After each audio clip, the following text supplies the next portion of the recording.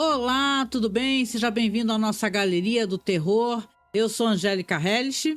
E eu sou o Marcos. Hoje nós continuamos aqui com os nossos programas sobre a série clássica Night Gallery, aqui no Brasil, Galeria do Terror.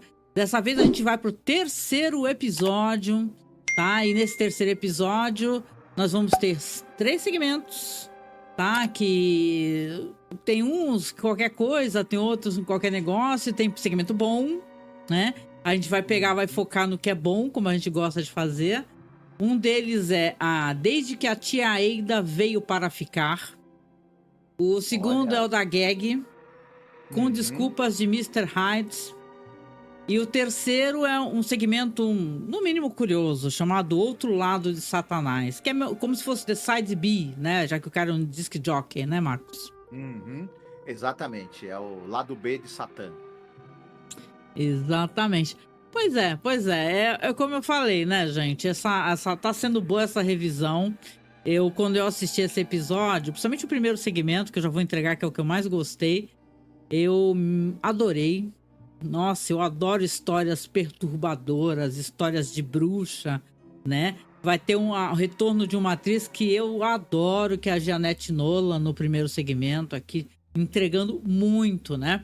Quando a gente estiver comentando, eu vou passar que eu consegui encontrar um site mostrando ela sendo maquiada, porque a Jeanette Nolan, ela participou de The Twilight Zone no episódio que ele é interessante, apesar de questionável, que é o chamado Jazz Belly. Participou Uhum. em outro também, no The Hunt, que eu lembro, ela é a esposa Isso. do cara. Mas ela participa também em Night Gallery, porque ela participou na temporada passada, no episódio que é muito engraçado, né, Marcos? Muito. Que é aquele lá do cara que quer passar o corpo da mulher pra velhinha, né? Uhum. Sim. A gente teve a oportunidade de falar dela quando a gente estava fazendo Além da Imaginação. Ela é basicamente uma baita atriz, né? Ela é a do Macbeth do Orson Welles. Ela é no Homem que Matou o Facínora, né? A personagem da Vera Miles, tem um casal que ela mora com um casal que acho que não são os pais dela, são pais adotivos, né? A Jeanette Nolan faz a, a mãe adotiva dela no Homem que Matou o Facínora. E no Psicose, quando Norman Bates está falando com a voz da mãe dele, não é o ator Anthony Perkins, é a Jeanette Nolan que faz essa voz, do que seria a voz da mãe do Norman Bates, entre outras coisas. Portanto, é uma baita atriz com uma baita marca, né, na história do cinema americano, a Jeanette Nolan. É. E aqui está, né, também, pelo jeito, se divertindo muito com o papel. Não, eu quero que a gente aproveite aqui esse momento, porque já que a série tem seus altos e baixos, eu adoro focar nos altos. Eu sou assim, né? Porque pra mim, se você às vezes não tem um episódio mediano, você tem um ator fantástico. Eu acho que eu pesquisando sobre a carreira da Jeanette Nolan, não só dela, mas do marido, John McIntyre, né? Que ela foi casada a vida inteira, né, Marcos, com o John McIntyre. Tem Uhum. várias coisas interessantes, né? Eles participaram ela tem uma carreira, como você falou, que ela é muito reconhecida por ter trabalhado como Lady Macbeth, né? No filme do Orson Uhum. Welles. Mas ela fez tanta coisa, às vezes trabalhava com o marido. O filho dela, pra quem gosta, como nós, né? A gente pesquisa, gosta de cinema. Tem aquele filme A Boy and His Dog, né? O filho dela, o Tim McIntyre, ele compôs algumas coisas pro filme, fez a voz do cachorro, né? Quem lembra do Uhum. filme A Boy and His Dog, que é um filme de uma história pós-apocalíptica, né? Uma distopia. Ele é fundamental, essa voz do cachorro, o jeito como interage com o cara. Então, olha só, eu vou deixar para vocês uns links aqui se eu encontrar, para vocês inclusive Uhum. aproveitarem, porque é triste a história. O filho dela morreu muito jovem, sabe? Ele morreu com 41 anos de idade, com problemas de drogas e álcool, né? Mas ela faleceu em 98, teve uma vida bem longa e tal. Faleceu bem depois do marido, né? E a Jeanette Nolan, ela é muito interessante a carreira dela, que a gente vai falar dela lá no episódio, ela faz a tia Ada. Vocês vão ver como é impressionante, porque ela tá uma velha, caquética, assustadora, né? Eu achei ela absolutamente assustadora, porque ela faz aquela velha, aquela bruxa, com aquele ar muito malvado, né? E Uhum. ela é interessante, assim, que ela é muito diferente. Na época ela tava uma mulher madura, bonita ainda, né? Ela tá com prótese de nariz. No episódio da temporada passada, que é o The Housekeeper, ela tá com enchimento na bochecha. Ou seja, Uhum. Marcos, né? Dá pra ver que ela era uma daquelas atrizes que adorava se maquiar, né? Sim, Compor um ela personagem. quando ela, participou desse segmento, desse episódio que nós vamos comentar, ela tinha 60 anos de idade. Aí ela tá interpretando uma mulher que seria muito mais velha, talvez até centenas de anos mais velha, né. É. A gente vai Hum, contar. Dessa vez, como da outra vez o Marcos começou, eu vou começar contando então a história. E aí depois a gente vai desbravando, né? Eu só queria trazer aqui pra vocês uma curiosidade, que na verdade essa história é legal a gente comentar que o conto, eu fui ler o conto, tá? Eu não sei se está publicado no Brasil, o conto, mas o conto é fantástico, né? Esse conto é chamado The Witch, é do autor A. Evan Vogt, que eu devo estar pronunciando incorretamente no mínimo. E quando eu fui ler o conto, a história é muito bem baseada no conto, é uma adaptação boa, mas o conto é muito sinistro, sabe? E as ilustrações e tal. Encontrei em inglês o conto, depois eu coloco para vocês aí. Mas vamos à história, para que a gente possa comentar. Falar que, primeiramente, o diretor é William Hale. Você consegue me falar um pouquinho sobre o diretor, Marcos, antes da gente começar? Você deu uma olhada no trabalho dele? sim, sim, ele dirigiu mais 2 segmentos aqui da Galeria do Terror, né. Os 2 estão nessa temporada que a gente está cobrindo agora, então vamos falar ainda sobre ele mais algumas vezes. E ele é um cara que ele era basicamente um diretor de televisão. Ele faleceu em 2020 Olha. e ele dirigiu, olha, muita coisa, viu? Muita coisa. E dirigiu coisas assim como, por exemplo, séries famosas e séries assim que fizeram sucesso tanto lá nos Estados Unidos quanto no Brasil. Ele Uhum. dirigiu muita coisa do Homem da Virgínia, do Fugitivo, dos Invasores e do FBI. Depois, ali anos 70 ainda pra frente, ele começou a dirigir bastante filmes para a televisão. Eu não assisti nenhum dos filmes.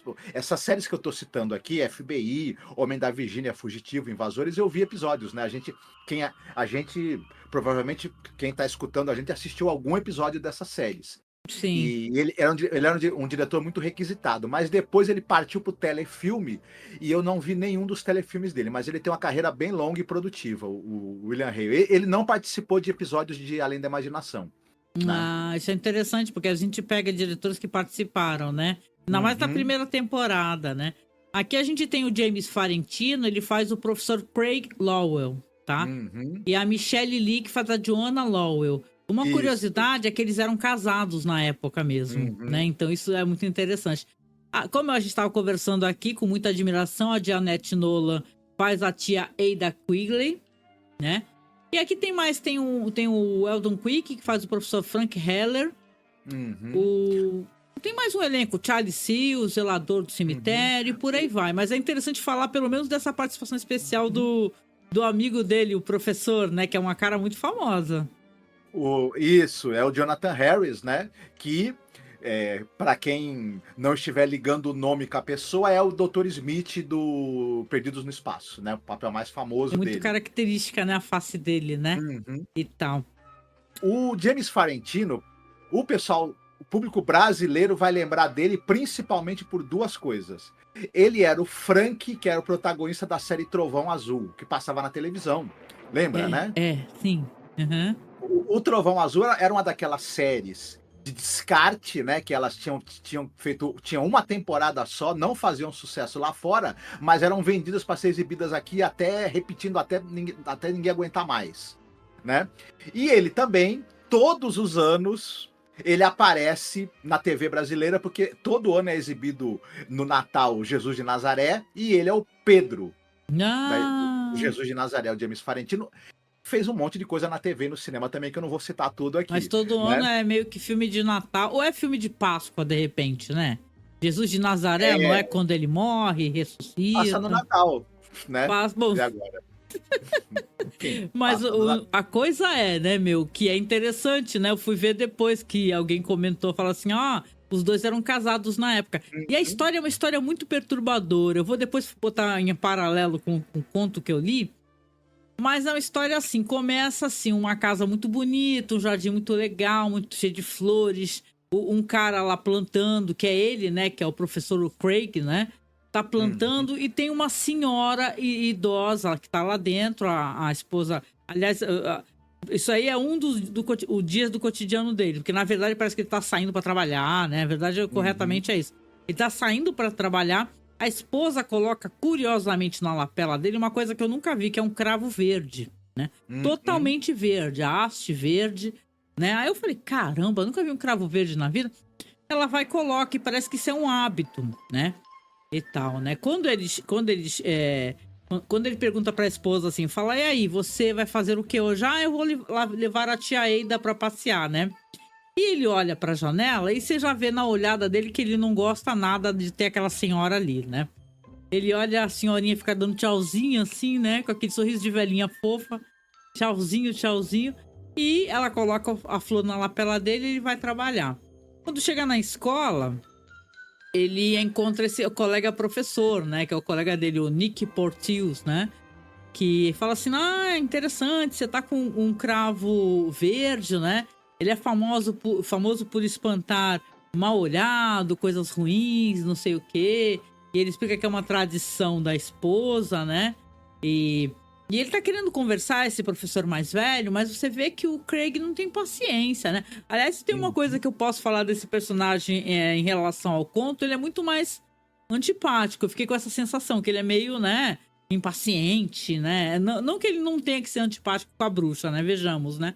Mas com um senhor, professor idoso, veterano, é legal a gente ver alguém gentil, né?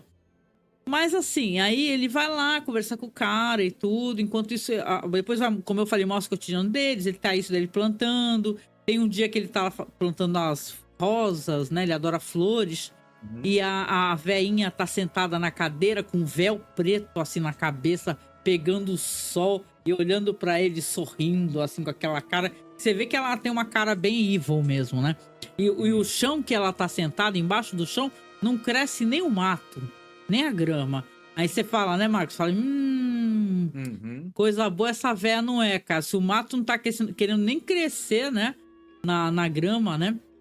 E a história meio que se desenrola nisso, né? Ele visivelmente não gosta dessa senhora, a esposa dele fica brigando.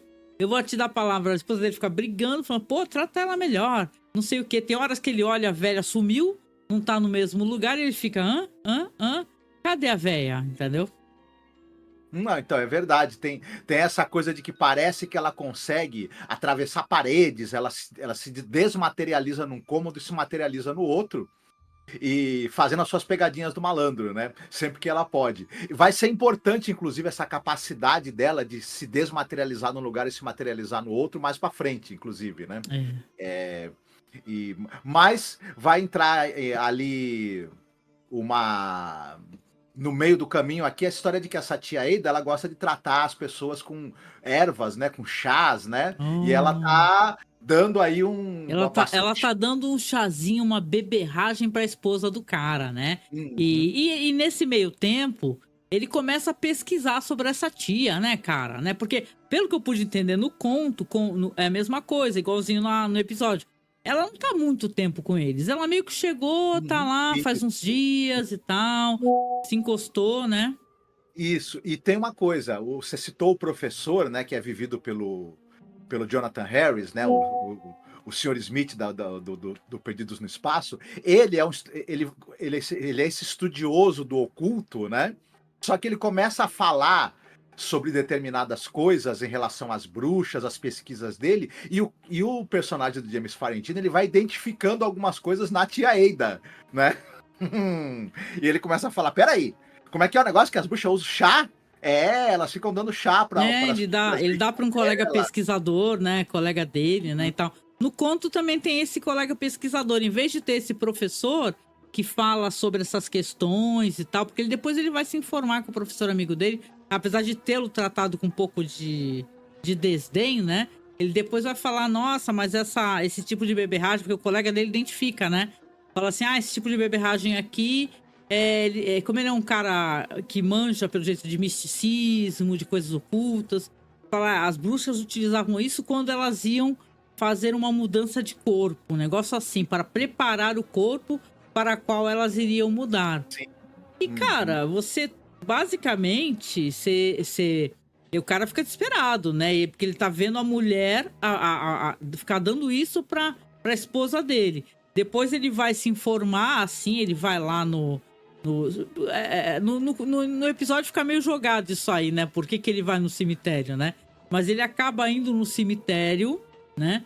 E ele vê que, na verdade, existe uma tumba com o nome Ada Quigley. Aí ele fala, não, peraí, se existe uma tumba e essa avó, né? Porque no episódio parece que é a avó dela, né? No conto, e a avó, né? Bisavó. No episódio parece que é a avó dela, mas no conto é bisavó dele, né? E ele descobre por quê? Porque no conto ele recebe a cobrança da pedra tumular. Que ele recebe uma carta, fala assim, fulano, não tinha ninguém aqui para pagar, né? Nós fizemos a pedra tumular, envie tanto, essa quantia tal. E aí, pô, é muito interessante. Vou falar, inclusive, a diferença que é do conto para o episódio. Isso que você tá falando é uma coisa importante, né? Uma coisa que me incomodou nesse episódio foi algumas questões mesmo de que você até citou, de algumas informações e algumas decisões serem meio jogadas e atropeladas, ou até convenientes demais, né? Faltou, talvez, no roteiro desse episódio, eles usarem um pouco dos recursos que o autor do conto, o Van Vogt, usa para explicar as coisas pra gente de por que tal coisa tá acontecendo, por que fulano tá tendo essa desconfiança. E o conto é super elegante, porque você vai ter a perspectiva e pensamentos, uma hora é dele, outra hora é da bruxa. E tipo assim, sem nenhuma... como é que é? É uma coisa muito sinistra o jeito como ela pensa no corpo da esposa dele. Ela fica pensando assim, olha como o corpo dela é jovem, olha como o corpo dela é forte, elástico. Ela fica... É um objeto de desejo. No conto, ela fica apreciando, né? O momento em que ela vai conseguir trocar de corpo, porque é a intenção dela realmente trocar de corpo e ir pro corpo da esposa do cara, né? Claro que isso daí, pra gente que é um brincalhão, fez assim, peraí, malandro, você vai pro corpo, o cara, quer dizer que em algum momento o cara não vai estar mais com a esposa dele, vai estar com a bruxa. Ou sei lá, ela vai matar ele futuramente, né? Sei lá. Se ele não descobrisse. O problema é que ele descobriu. E no conto tem isso também, a diferença, porque aqui na série ele é um cara mais combativo, né? Ele é um cara assim, ele confronta ela. Tem um momento que eles começam a ter uma dinâmica dela aparecer, desaparecer e reaparecer em vários lugares. No conto, como ela tem 7 dias ainda até ela conseguir se transformar, ela tá desesperada, porque o corpo é frágil, entendeu? Ela teme que ele possa fazer alguma coisa contra ela. Ela tem que ficar tentando enrolar o casal o máximo que pode durante esses 7 dias que faltam, né? Pra poder ocorrer a mudança. Então, é muito interessante, assim, pra quem quiser fazer a leitura, né? Do conto, apesar que tá em inglês, mas dá pra fazer tradução, né? De boa, né? Então, é isso. A história é meio isso, assim. Você vai ter ele descobrindo, aí ele vai confrontar ela, vai falar assim, eu descobri que tem uma pessoa enterrada lá, você não é nada a avó da minha esposa, algo assim. E aí ela fala assim, você não tem como provar, eu vou fazer o que quiser, um negócio assim. E aí ele começa a conversar com a esposa e tentar, no episódio, convencer a esposa, falar assim, por coincidência, na mesma noite vai ser a tal da lua cheia, do dia 21 de junho, um negócio assim. Aí ele fala, você vai comigo pra faculdade. Aí a esposa, né, acha que ele tá doido, mas fala ok, né? Porque ela não acredita na história dele, né? Isso é importante, né? No conto tem um momento também que ela, vamos colocar assim, ela não acredita até o momento que ela vê, né? Então, e a série tem uns efeitos especiais, né, Marcos? Que eu achei legal. Que eles colocam várias imagens da Jeanette Nolan como bruxa, como se fosse um coven inteiro indo atrás dele, né? Não é isso? Tem um momento que aparece várias velhinhas e tem vários efeitos especiais, como se todas estivessem atacando ele, todas estivessem segurando ele. Isso tem no conto também, como se fosse uma espécie de coven inteiro. É muito interessante. Você fica até pensando como é brilhante o conto desse autor, sabe? É um conto de terror, né? Tu falou que é especialista em ficção científica, na verdade, né? O autor, né? Sim, esse A. Van Vogt, ele é mais conhecido. Inclusive, tem bastante coisa dele publicada aqui no Brasil. E ele é mais conhecido como autor de ficção científica, mas ele também trabalha o sobrenatural, o horror, o bizarro. E ele era um cara muito doido, viu? Dá Era pra uma ver. figura. Ele era ligado ao desenvolvimento da dianética, que é aqueles conceitos do Ron Hubbard. Ele é ligado meio ao início da cientologia. Meu Deus. E ele é um cara que é uma coisa muito doida. Ele mesmo contava, né? Eu li uns livros sobre método de como escrever histórias. E aí ele aplica, e ele fala que ele aplica os métodos desses livros à risca. Então, ele tipo, a cada X número de palavras tem que ter uma reviravolta no conto. Tem que ter tem que acontecer alguma coisa. E Eu sei que ele tinha os métodos meio maluco, ele falava que queria ser acordado no meio da noite, não sei quantos minutos, pra poder escrever os sonhos dele. Ele ficava fazendo isso. De 90 em 90 minutos para anotar os sonhos que ele havia tido para usar como base dos escritos dele também. Enfim, era uma figura o Van Vogt, mas era um excelente escritor. Essa história é fantástica. Eu até fiquei linkando ela, porque eu acho que eu posso até falar sobre isso agora, porque isso tem uma diferença grande no episódio. Porque tem um momento que ele vai lá olhar o caixão. No conto, ele vai lá, estilo o cemitério do Stephen King. Ele vai lá, ele pega uma pá, vai lá no túmulo da velha, porque ele confronta a velha no conto e fala assim: ó, você não é quem você diz ser.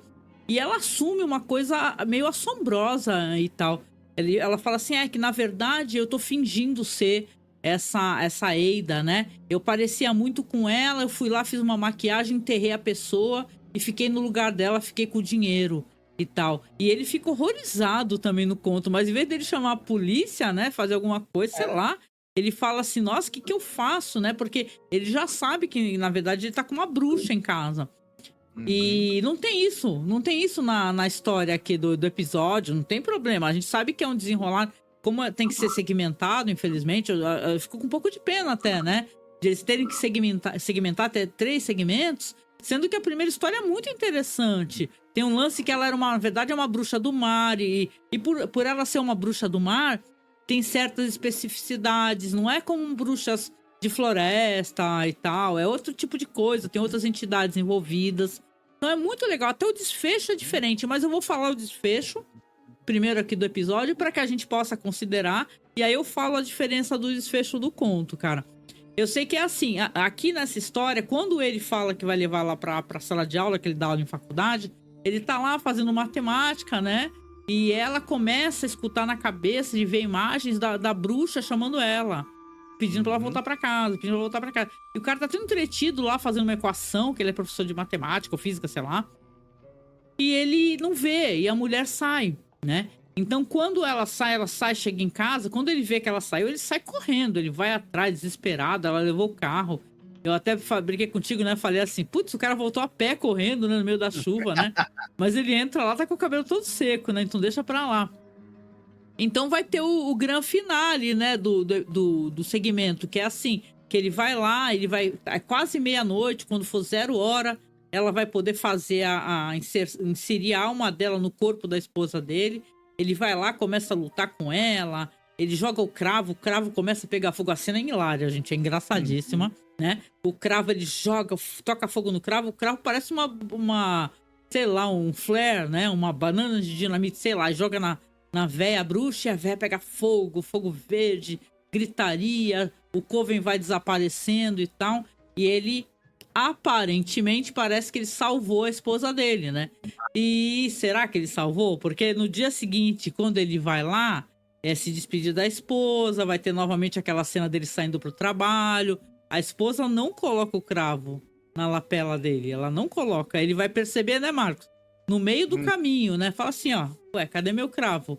Né? E quando ela fica sozinha, que ela desfaz aquela cara de felicidade, ela olha feio pro canteiro dos cravos verdes, né? Então, pra mim, ficou mais do que subentendido, né? Que, cara, ela conseguiu fazer a transferência, né? Então...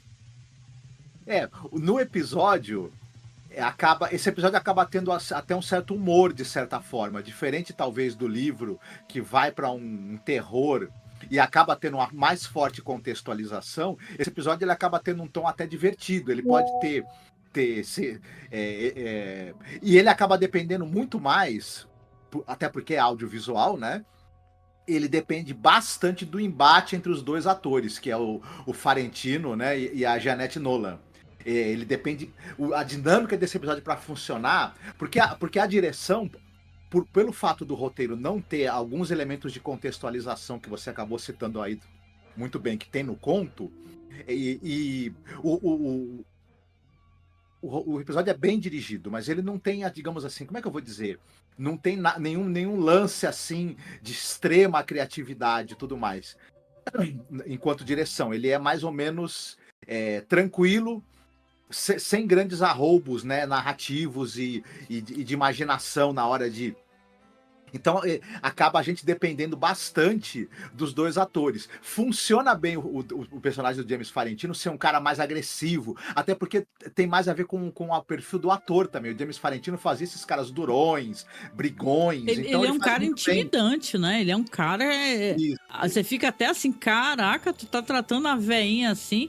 Tipo assim, é porque na história, tudo no conto é tudo muito mais subentendido, coisas que não são faladas. Tem um momento que ela começa a temer que ele tenha descoberto, ele depois revela que descobriu e tal, e ela fica desesperada e tal. Ela é um personagem. É que a Jeanette Nolan é fantástica. Tem um momento que ela tá fazendo umas magias no chão, né? E tal, tem um pentagrama e tal, que é maravilhosa. A cena é maravilhosa, gente. É muito boa mesmo. Entendeu? Ela tá desempenhando muito a Jeanette Nolan no episódio. Vale muito a pena? Eu não sei o que tu acha. Pela Jeanette Nolan, principalmente, que é uma atuação fantástica. Ela entendeu muito bem o tom do episódio e ela contribui demais para esse tom, que é uma coisa de uma certa urgência, mas ao mesmo tempo tem algo de bem-humorado também. Então, tem algo de farsesco, de absurdo, de teatral, né? Exato. E ela traz todos esses maneirismos, esses trejeitos meio teatrais, meio exagerados, mas muito bem colocados e muito bem dosados na atuação dela. E é sem dúvida o ponto alto, inclusive, do episódio, a presença dela. Ela é aquela malvada que faz malignidades maldosas, né? Nossa. Aquela aura, mas é muito bacana de vê-la atuando, né? No episódio termina assim, né? Ela dá a entender que ela conseguiu passar pro corpo da mulher dele. Se eles tiveram uma noite de amor, ele já andou ficando com a bruxa. E a bruxa, opa, tô no corpo jovenzinho, né? Ou depois vai matar ele, sei lá, né? Porque ela não gosta dele, ele não gosta dela. Mas no conto é fantástico, porque na verdade não tem um final triste, Marcos. No conto, porque tem um lance aqui no episódio, a velhinha, a bruxa, ela grita quando vê flores rosas, né? Ela tem medo aquilo dá um gatilho nela, ela grita. No conto tem uma parada de ter que fechar todas as janelas à noite, porque ela tem medo da neblina, ela tem como a casa é na beira da praia e tal, tem uma parada dela ter medo de deixar de olhar a praia. Tipo assim, quando cai a noite, tem que estar as janelas fechadas porque ela morre de medo. Ele até uma hora fala assim, por que essa velha maldita veio morar com a gente se a gente mora do lado da praia? E aí, quando tem esse desfecho, eles brigando mesmo no final, que ele conta pra esposa dele, a esposa vê o coven das bruxas e tudo, ele arranca as persianas todas da parede, arranca tudo, e entra uma entidade assim que é meio disforme, é feita de neblina, entendeu? E fala assim, você achou? Aí fala o nome dela, que é o nome de verdade, né? Fala, você achou fulana, né? Com o nome assim, sei lá, Niblisha, vamos, né? Tô pensando aqui, não é esse, gente. Que a gente não ia te encontrar, agora a gente sabe aonde que você está. Aí então, o corpo vai cair, o corpo da velha, porque vai ser retirada essa alma, na verdade, que estava sendo caçada por outras entidades marinhas, porque ela é uma bruxa do mar, entendeu? E o conto termina. Então é muito interessante o conto, é por isso que eu falo, assim, é muito legal. Quem quiser ler, cara, vale muito a pena. Tu falou que ele tá publicado no Brasil, eu não sabia. Não, eu não sei se ele tá publicado no Brasil. Mas ele tem bastante coisa publicada no Brasil. Eu acho que vale muito porque, na verdade, o trabalho dele é tão importante desse autor que ele é referência para outros autores de ficção, gente. Né, e tal. Como ele é um cara antigo e tudo, né? Ele é referência para outros autores de ficção, de Bradbury, por aí vai. Brian Aldiss, eu tava lendo que ele é um cara muito importante mesmo. Ele é bem Uhum. referente mesmo, assim. Então, é Sim. legal. Foi uma ótima escolha, foi visivelmente uma boa escolha, né?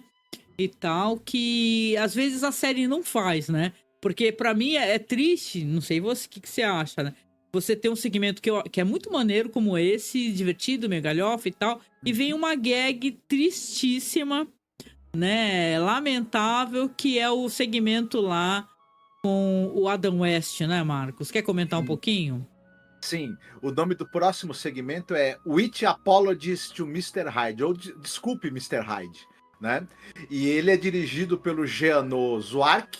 Nós já falamos dele, ele nos episódios anteriores, ele estava muito pé da vida de ter que dirigir essas gags que o Jack Laird dava para ele, Não, e dessa né? vez piorou que tem o Jack Laird atuando, né? Se achando muito engraçadinho e sendo o Isso. Igor, né? Do O, segmento, o, né?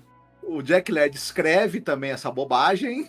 Ele é o Igor, ele é o assistente do Dr. Jekyll e do Mr. Hyde, né? E tem o Adam West, que todo mundo sabe que é o prefeito de Quahog, né? Na série De do Quahog, da foi o Batman, família né? Vamos pesada. Ele lembrar, foi o né? Batman da série dos anos 60. O pessoal sabe, né? Mas o Todo mundo sabe pessoal que o a gente Adam fica West. brincando que eles faziam essas pontinhas pra pagar uma janta, reformar um Uhum. banheiro, comprar torneira nova. Porque, cara, não é muito constrangedor, pra dizer o mínimo. E pior que eu tava vendo várias críticas aí, a galera realmente não gosta. O pessoal não Não, gosta. O pessoal, quando vai fazer a revisão, não gosta das gags. isso. Acha bobo. Basicamente, você tem o Dr. Jekyll e o Igor, que vivido aí pelo Jack Laird num overacting desgraçadamente ruim. Ele tá lá preparando alguma coisa, né, uma fórmula. A gente que quem conhece a história do médico e o monstro já pensa, é a tal fórmula que o cara vai beber e vai virar o Sr. Hyde, né? E aí ele dá pro Dr. Jekyll, o Dr. Jekyll bebe, vai se transformando no Sr. Hyde, né? O médico vai se transformando no monstro com a fórmula, e aí ele reclama que o cara exagerou no vermute. E é Ai, isso aí. gente, é só isso. Não, acho que não tem nem 5 minutos. Né? Tem aquele drama e tal. É pra ser uma piadinha engraçadinha. A gente sabe que isso daí é pra ser uma piadinha antes de levantar o pano de novo, né? Hum, É essa a lógica do negócio. Mas, cara, é muito sem graça, muito bobo, né? Eu prefiro até focar na outra história, né? Porque se ela é uma história, no mínimo, que talvez ela gere, sei lá, que as pessoas discordem, né? Talvez alguns gostem mais, outros gostem menos, né? Eu achei interessante, né? Que nesse momento até tu teve que reassistir depois, né? Que tu uhum, falou que tava cansado, acabou perdendo, né, o final, né? uhum. Sim, sim. E o terceiro episódio é o The Flip Side of Satan, também conhecido como é o lado B de Satã, né? Isso daí se perde na tradução, né? É uma pena, né? Uhum, Na tradução fica meio o outro lado de Satanás. Só que se tu colocar lado B, fica mais coerente, porque a história, como a uhum. gente comentou, o cara é um disc jockey, né? E Sim, olha, se eu tenho uma coisa pra falar desse segmento, é que é muito difícil você conseguir manter a atenção das pessoas sozinho em cena 100% do tempo.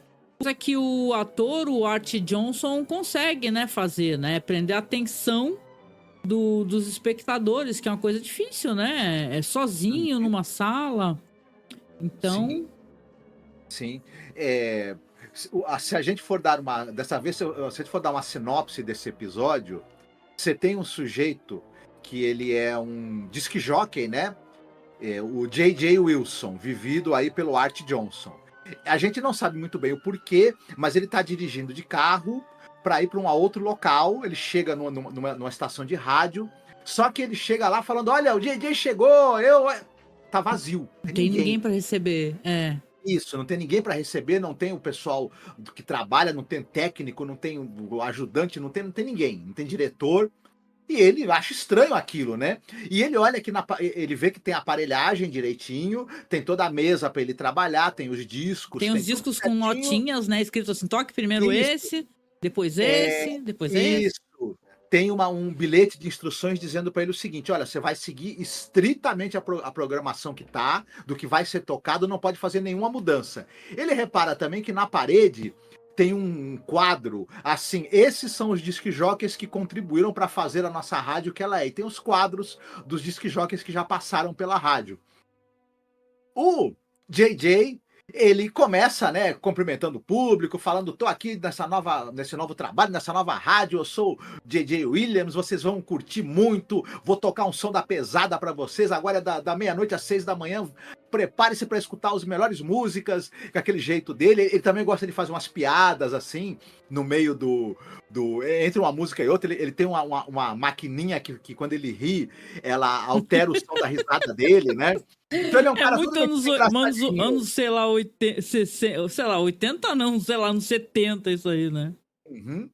E ele até fala, né, que enfim, o pessoal deve estar fazendo uma brincadeira de não ter ninguém, mas ele vai seguir o caminho. E ele começa a tocar as músicas, toca um rockzinho ali, gostoso, né? Só que em um determinado momento, quando ele vai colocar o disco 1, que estava na programação, é uma música, tipo uma música de órgão, uma música muito pesada, e ele fica pensando assim, mas que será isso, né? Que coisa esquisita. Muito bem. E quando ele vai tocar o segundo disco, outra música de órgão pesada, uma música assim, meio fúnebre, ele não tô entendendo. Só pode ser. E aí, quando ele vai tocar, acho que, se não me engano, o terceiro disco, começa a vir uma voz falando os diversos nomes de Satanás. O nome de uma caralhada de demônio. Ele vai tocar, daqui a pouco começa A menor. Dorime. Começa. No disco tem uma voz assim, fazendo as falas de um ritual satânico. E aí ele fala: gente, tão de sacanagem comigo, deve ser uma pegadinha, alguma zoeira. Não, né? E ele fica entrecortando os discos, isso é importante falar. Ele fica fazendo ligações e conversando com as pessoas. Primeiro ele fala: fulano, eu tô muito bem aqui, eu tô numa rádio, tá nada, né? Que dá pra ver que é uma rádio no meio do nada, numa cidadezinha perdida no interior dos Estados Unidos. Aí ele tá assim: eu tô maravilhoso aqui, eu tô bem, eu tô influente, parece que deu tudo certo, deu tudo errado na última vez que eu tava na rádio, mas é mentira, na verdade eu estou bem. Aí depois ele vai ligar pra outra pessoa: olha, tu não contou nada aqui do esquema lá, porque parece que ele foi o pivô de uma separação que acabou em tragédia, né? Isso. Aí ele fala pro cara assim: tu não contou nada, né? Pro cara que eu fiz com a mulher dele, babá. E dá pra ver pelas conversas que ele tá tendo, né? Enquanto ele tá trabalhando e achando muito ruim aqueles discos, que ele é uma pessoa péssima, né? Não é uma pessoa nada legal, né? Ele liga pro cara. O primeiro cara que ele liga é o cara que é o agente dele. É o cara que agenciou ele. Você percebe que ele é um cara presepeiro, porque ele conseguiu detonar os trabalhos que ele teve em rádios, que, mesmo sendo um cara de sucesso, ele tá devendo dinheiro pro cara. E o cara próprio acusa ele e fala assim: ó, eu tô sabendo que nas viagens que a minha mulher fazia, você viajava também e Tava tendo confronta caso com a ele. mulher do cara, pelo que Isso, entendi. e ele fala: não, meu amigo, eu tava viajando a negócios, não tem nada a ver. É coincidência que a tua esposa viajasse no mesmo período que eu jamais me envolveria no relacionamento de vocês.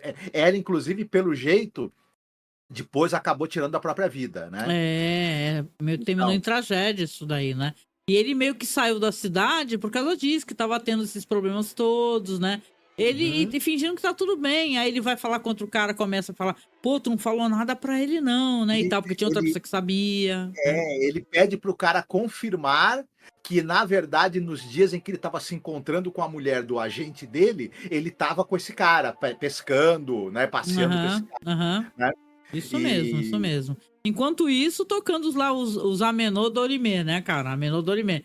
E aí, uma hora ele começa a ficar bem puto, né? Porque os discos cada vez vão ficando mais estranhos. Ele fazendo aquela tremenda apresentação: nossa, esse disco agora é maravilhoso, é fantástico. Porque o glu-glu e tal. E começa lá as paradas lá. E aí, uma hora ele explode, né? Porque ele já tá de saco cheio. Fala: ei, galera, chega dessa palhaçada, essa pegadinha tava boa, mas chega. E ele tá tentando sair, começa a tentar abrir a porta tá trancada. Tá fechado. não tem saída, e aí ele resolve colocar um disco dele para tentar ver se muda o clima. Só que mesmo no disco que ele coloca, que é um disco dele, continua tocando o ritual satânico e Satânico. deixando claro que é um ritual em que será oferecido um pecador como sacrifício. E ele, Isso. a gente já logo Essa imagina que alma ferem, né? aqui, essa alma vai para o inferno, já está Isso, bababá, como se ele mesmo tivesse colocando as cantorias pro próprio sacrifício dele, né? isso, E tal, né? uhum, E o episódio termina assim, meio desesperador, né? E é claro, isso. ele vai ter uma síncope, vai ter um negócio, vai tomar um choque lá, E né? olha Depois para ele vê que o telefone parece que estava desligado, não tá dando mais linha e tudo. ele olha para a parede, para os quadros, né, dos disc jockeys que passaram ali pela rádio, e ele descobre que embaixo tem uma legenda dizendo que informando que cada um desses caras ficou na rádio apenas um dia, porque Isso. claro, eles também foram outros sacrifícios, né? Sacrifícios para morrer, né. É meio que Hum, a rádio é um altar sacrificial para o demônio, entendeu. isso. Aí ele só viu as fotos dos caras, ele não tinha visto que todas as datas eram no mesmo dia. Chegou tal Hum, dia, saiu tal dia, tudo no mesmo dia. E é claro que o final do episódio vai ser isso, vai passar por todas as fotos e depois vai ter a foto dele, né. isso. Esse vai ser o final do episódio, que é um episódio legal, né. A gente tem que agradecer que no final não tem uma gag idiota, né? Que aí no final vai ter uma gagzinha boba, né? Termina nesse tom meio sinistro, mas termina assim, né? Uhum. É outro que ele depende bastante da atuação do ator que tá praticamente fica sozinho, né? O Art Johnson. Ele era um comediante, ator e comediante, né? Ele participou, teve muitas participações é, num programa de gags humorísticas chamado Laugh In, né? Ou seja, dando risada, né? Basicamente. Ele trabalhou também muito com dublagem, trabalhou em DuckTales, Smurfs, Zé Colmeia, fez muita voz auxiliar para os Flintstones. E ele também participou de o episódio The Whole Truth, que é um episódio da segunda temporada de Além da Imaginação, né? Ah, sei. Nossa, é um episódio que eu não Isso. gosto muito também. Eu lembro É, desde do que ele vendedor de criticou, carros né? mentiroso, sem vergonha. Ele é uma das pessoas para quem o cara tenta vender carro no Uhum. episódio, né? E agora, o episódio é dirigido pelo Gerald Friedman, que é um cara que era basicamente um diretor de filmes para TV e também dirigiu episódios do Arquivo X, mas esse cara ele vai estar em 6 episódios de Galeria do Terror. Então vamos ter mais coisa dele mais para frente. Legal. Legal. Não, então, o tom do episódio é um tom sinistro, é interessante, não achei ruim, não. Né? E assim, claro, né, se eu tiver que escolher, né, porque acho que é o momento que a gente pode fazer essa pergunta aqui, né? Qual que é o ponto alto, na tua opinião, do episódio? Que segmento é Ok. melhor? Ah, com certeza o primeiro, né? Com certeza o da tia Ada, né? Esse segmento aqui, eu acho que ele é um tantinho longo, O talvez. último, né? Talvez se ele fosse um pouco menor, ele mantivesse um impacto um pouco maior, né? Eu diria. Mas, enfim, para mim o primeiro episódio é o mais legal. Tem as atuações mais impressionantes, né? Tem uma história interessante também. Enfim. Mas esse daqui, ele também é interessante. Eu diria que ele tá melhor do que vários que a gente viu, né? E o que Hum. realmente acaba estando sobrando aí é o Agag lá com o Adam West, né? Tá longe de ser a coisa mais ridícula que o Adam West já fez na vida, mas, né? É. Não, eu Não, concordo contigo. Para mim, o primeiro segmento não apenas é um bom segmento, como é um ótimo segmento. É uma coisa que, claro, ninguém tem obrigação de fazer essa complementação, né? Mas eu fiquei muito curiosa, né, pra poder ler o conto. Encontrei o conto em inglês, né, e fui dar uma olhada e eu achei fantástico, assim. uhum, Eu gosto muito de ficção científica, mas o que eu conheço da ficção científica tem mais a ver com coisas do cinema, sabe? Não da literatura, né?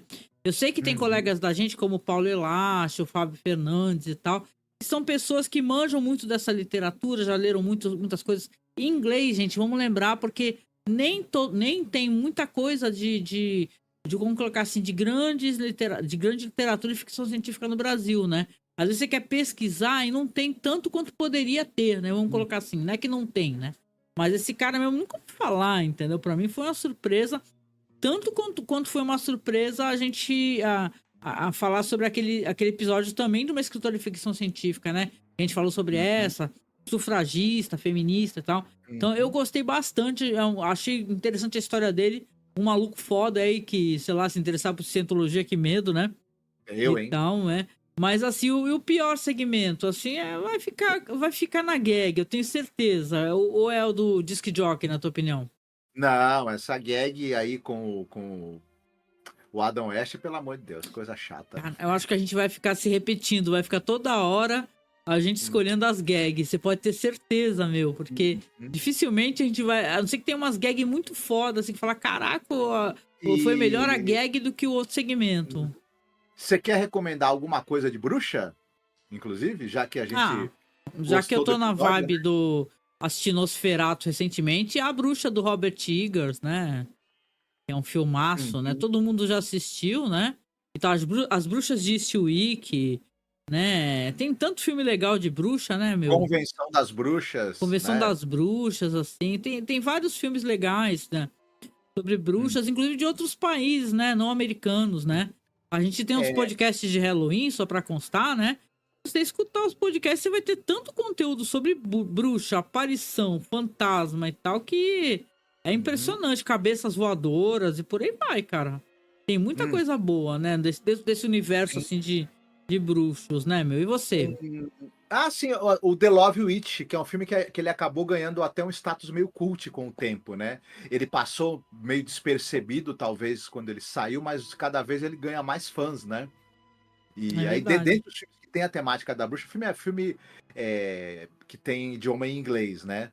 Esse Uhum. aí é no final das contas, ele é bem interessante, meio fora da curva, eu diria, né? Em termos de narrativa. E tem aquele nunca estará sozinho, né? Você não,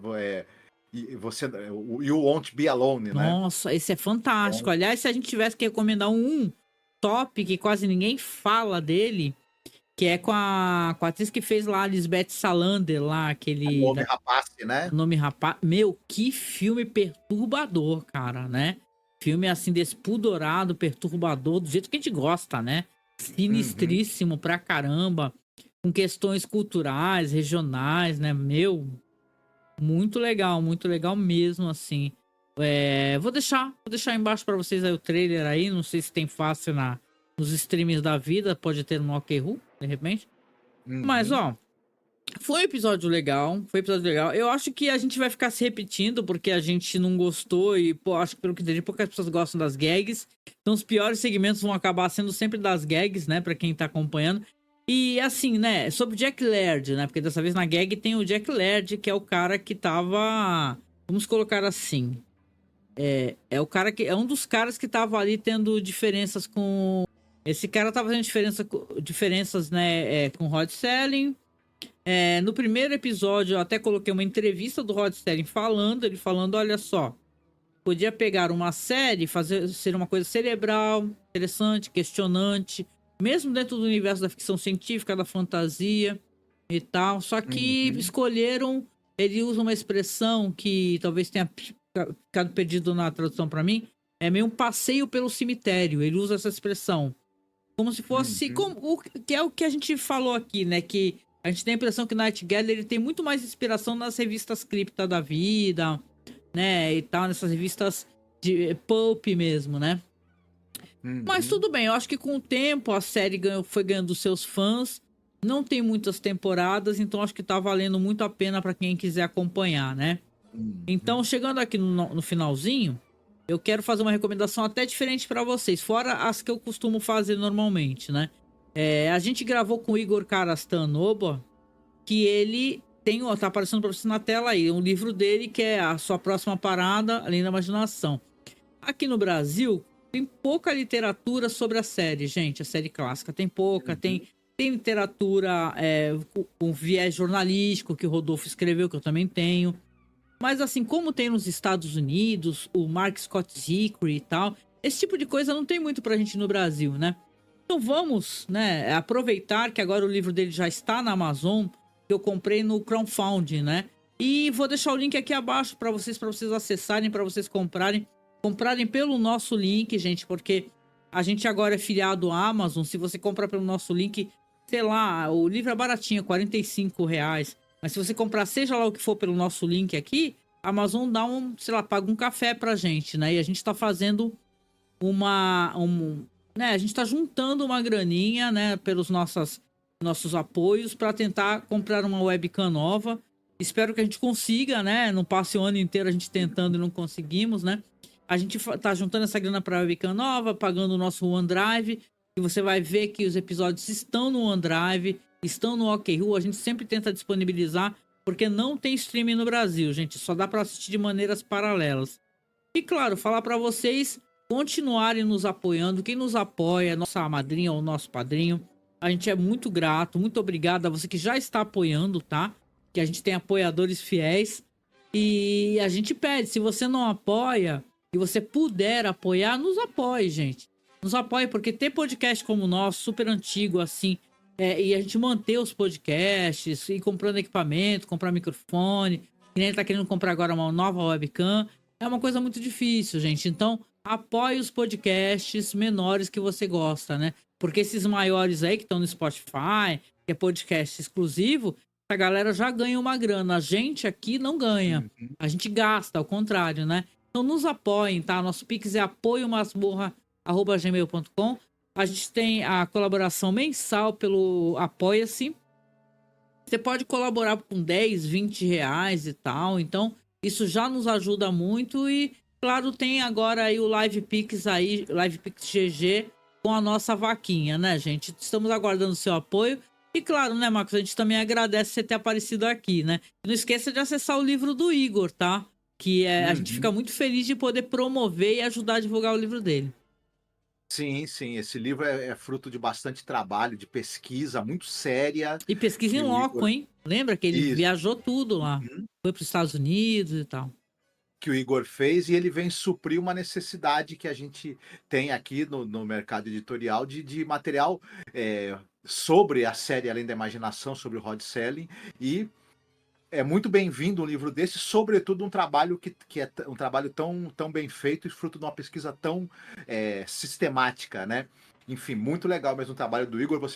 Quem puder, adquira o livro dele e adquira pelo nosso link, que também a gente, né, como você mesmo falou, Nos a gente ganha um ajuda. café, O que ou às vezes você um adquirir pelo nosso sorvete. link nos ajuda. Seja por, Uhum. sei lá, se você comprar um teclado, um mouse, uma TV, seja lá o que for. Se você vier pelo nosso link, a gente ganha uma mixariazinha. E isso a gente já vai guardando para nossa vaquinha. Já ajuda muito, gente. Você não paga nada a mais e ainda vai nos ajudando, certo? Certo. Então, a gente se despede, né, Marcos? E agradece demais, deixa um beijão e até a próxima, nosso próximo programa. Até lá, vocês fiquem muito bem, cuidem-se bem. Beijão, tchau, tchau. Tchau.